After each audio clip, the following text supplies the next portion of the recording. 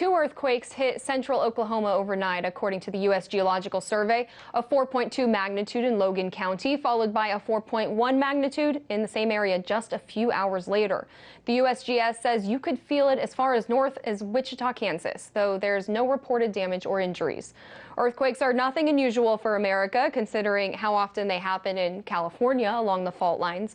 But it's a different story in Oklahoma. Its tremors are believed to be caused by oil and gas fracking. On Monday, the USGS released a report saying Oklahoma has a 1 in 8 chance of damaging quakes in 2016, surpassing the quake state of California. Alexey Yaroshevsky reports.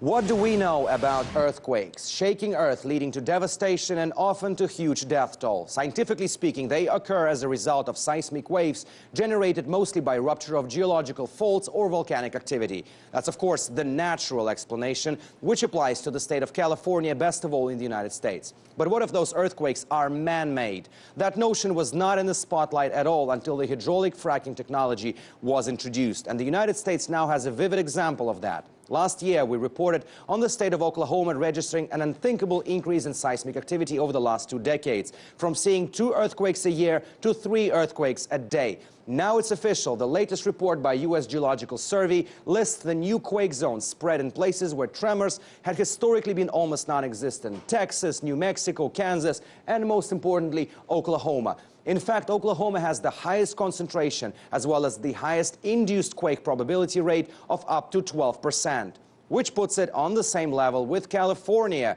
But certainly in the Golden State, those tremors occur naturally.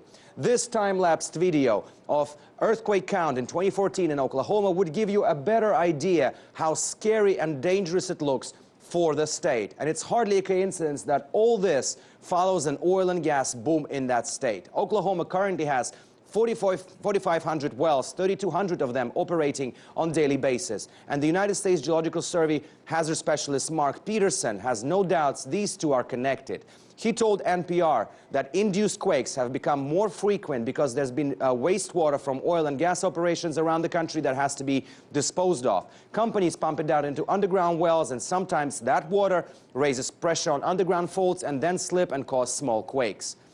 Needless to say, the industry quashes any suggestions that fracking can become the reason for quakes, but numbers and, more importantly, the actual tremors do not lie. Up to 7 million people have now unexpectedly found themselves in quake epicenter zones, with one major difference to residents of California: they are not prepared for those. Even if, as USGS acknowledges, those quakes rarely go up to 5.0 magnitude.